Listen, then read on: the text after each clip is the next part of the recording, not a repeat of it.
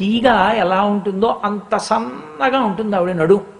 అంత సన్నగా ఉండడం ఎలా అంటే చాలా సులువుగా ఎక్కువ మంది పిల్లల్ని కనగలిగినటువంటి సాముద్రిక లక్షణం ఉన్న స్త్రీ అని దేనిని బట్టి నిర్ణయం చేస్తారంటే నడుము సన్నగా ఉండాలి.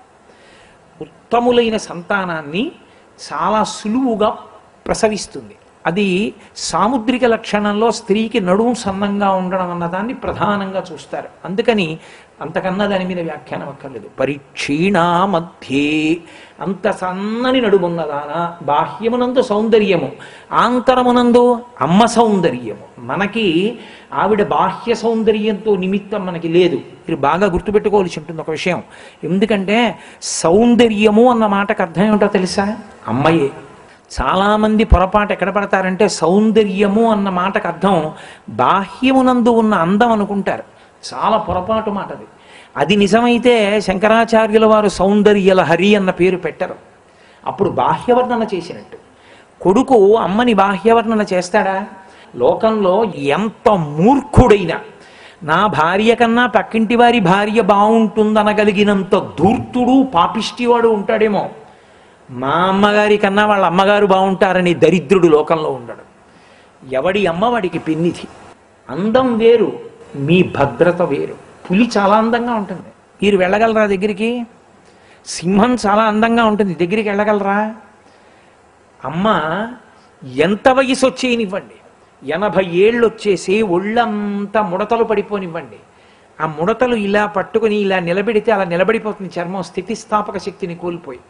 అలా అయిపోయినప్పుడు కూడా మంచంలో పడుకుని రాత్రి 10ంటికి ఇంటికి వచ్చిన కొడుకు అన్నం తిని లేచిపోతే తలమించి ముసుక్కప్పుకు పడుకున్న అమ్మ చలికాలంలో మాట అంటుంది, ఎరా నాన్న అప్పుడైపోయింది భోజనం అంటుంది. అమ్మకి తెలుసు నువ్వు ఇలా రాత్రి ఆలస్యంగా వచ్చి అన్నం సరిగ్గా తినకపోతే ఆరోగ్యం ఏముంటుంది నాన్న, కడుపు నిండా తినరా అంటుంది. అమ్మ అంటే సర్వకాలముల యందు నీ భద్రత కోరునది. అందుకే ఒక కఠినమైన విషయాన్ని చెప్తారు. ఒక వేశ్య ఒక పురుషుణ్ణి నీ తల్లి గుండె పట్రా, నువ్వు కోరుకున్న అనుగ్రహాన్ని ఇస్తానంది. ఆయన తల్లి పడుకుని ఉంటే తల్లి గుండె కోసేసి గుండె చేతిలో పట్టుకుని పరిగెడుతున్నాడు ఆ వేశ్య దగ్గరికి. గడప తన్నుకు పడిపోయాడు. ఆ గుండె చేతిలోది కింద పడిపోయి ఆఖరిసారి కొట్టుకుంటోంది. కొట్టుకుంటూ నాన్న దెబ్బ తగిలిందా అందిట. కోసేశాడు, గుండె పట్టుకుపోతున్నాడని కాదు, కొడుక్కి దెబ్బ తగిలిందేమో అని చూసింది. అది అమ్మ. సాక్షాత్ పరదైవంగా తను చూసినటువంటి భర్త చేతితో నిప్పు పెట్టినా వ్యానవాయువు వదలదు, శరీరాన్ని వదలదు వ్యానవాయువు. కడుపున పుట్టిన కొడుకు ఆనందహోమం అని చేస్తాడు జ్ఞాతుల కోసం.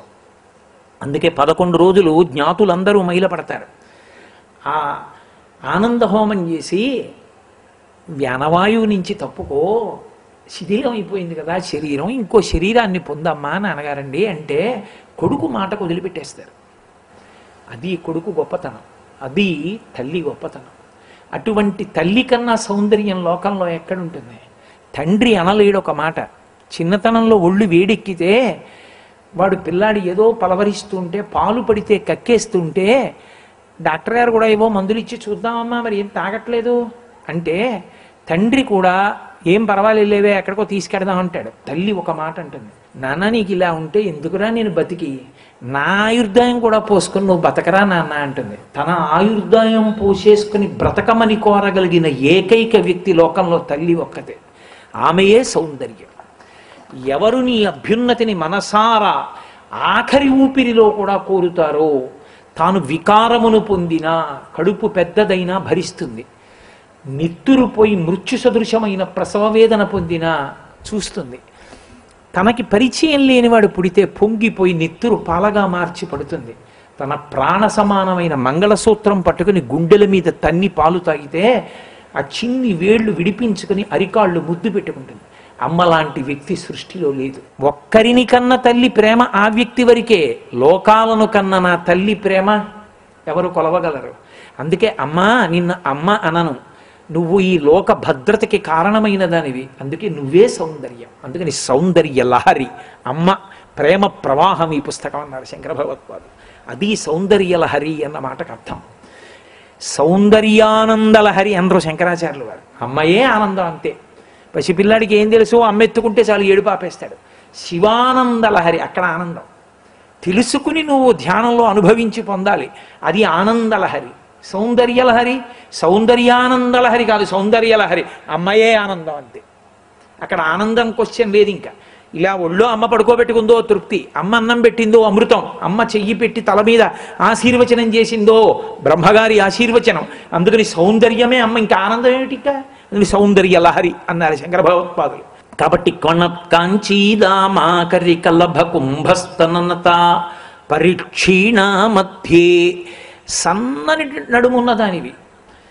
అంత సన్నటి నడుము ఎందుకుంది? ఇంతమంది బిడ్డల్ని కనాలి కాబట్టి. ఆ బ్రహ్మకీట జనని, ఆమె ఏమన్నా ఒక్క మనకే తల్లా? ఈ సమస్త భూతములకు ఎన్ని ప్రాణులున్నాయో అన్ని ప్రాణులకు ఆవిడే తల్లి. అందుకే శంకరాచార్యులు వారు మాట అంటారు, అబ్బా ఏమనుభవించారో మహానుభావుడు. రైలు ఎక్కి వెళ్ళిపోతున్నప్పుడు వెంకటాచలం వెళ్ళి పుట్టుజుత్తులు ఇచ్చి చంటి పిల్లాన్ని ఎక్కించుకుని వస్తూ ఉంటారు. ఎవరు నేర్పారు ఆ తల్లికి? దానికి ఏమైనా శిక్షణా కేంద్రాలు ఉంటాయా? ఏదో వాళ్ళని అడిగి వీళ్ళని అడిగి లోయర్ బేరు తెచ్చుకుంటారు. ఆ పసిపిల్లాన్ని అటు పడుకోబెట్టుకుని తల్లి ఇటు పడుకుంటుంది. అటుపక్క నుంచి ఇంకో రైలు ఎడుతుంది, పెద్ద చప్పుడు వస్తుంది. ఈ పిల్లాడు ఉలిక్కి పడతాడు. అమ్మ వెంటనే నిద్ర లేచి ఆ పిల్లాడి వీపు మీద చెయ్యేసి గుండెల దగ్గరికి లాక్కుంటుంది. వాడంతే పడుకుంటాడు. భద్రత, భయరహిత స్థితి, అమ్మ స్పర్శ చాలు. కాబట్టి ఇంతమంది బిడ్డల్ని కన్న తల్లి కాబట్టి అమ్మ ఎప్పుడు చూసుకుంటూ ఉంటుంది తన పిల్లలందరినీ. అందుకే శంకరులు అన్నారు, దృశాద్రాఘీయస్యాదర దళిత నీలోత్పల రుచా దవీయాంసం దీనం స్నపయ కృపయా మమపి శివే అన్నారు శ్లోకంలో సౌందర్యలహరిలో. ఈ బ్రహ్మాండములు ఎంతవరకు ఉన్నాయో అంతకన్నా ఇంకా దూరం చూస్తుందట కళ్ళిలా తిప్పుతూ. అంత పెద్ద కళ్ళు ఆవిడ ఇక్కడ వరకు ఉంటాయి. అందుకే ఆకర్ణాంత విశాల నేత్రములు అంటారు. ఇక్కడ వరకు కళ్ళు ఉంటే అసహ్యంగా ఉండదా అండి అని మీకు అనుమానం రావచ్చు.